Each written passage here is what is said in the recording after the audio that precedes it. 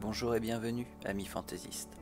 Aujourd'hui, et comme ce fut le cas lors des 2 derniers épisodes de l'Hôtel des Fidèles, nous allons étudier ensemble quelques mythes liés aux dragons antiques. Après Tiamat, Nidhogg et Jormungand, il est temps de se pencher sur les cas de la déesse Bo, du serpent Ophion et de la déesse Net.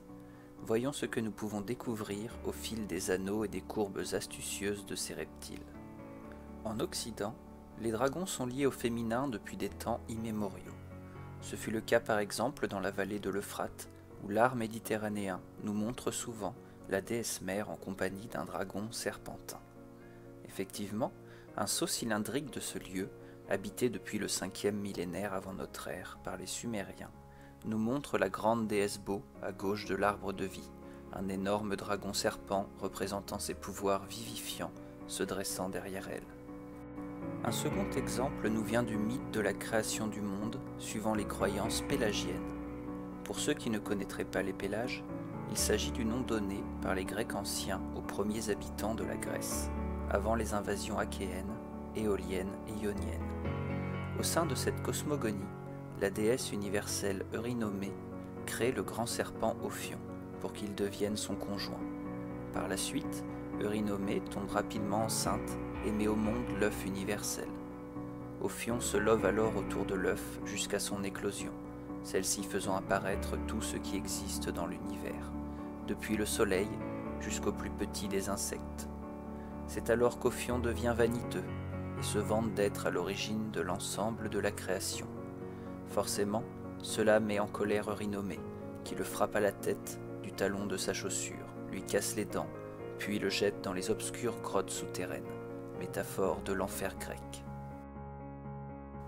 Changeons à présent de pays pour nous intéresser au hiéroglyphe égyptien signifiant déesse, n'étant rien d'autre qu'un cobra.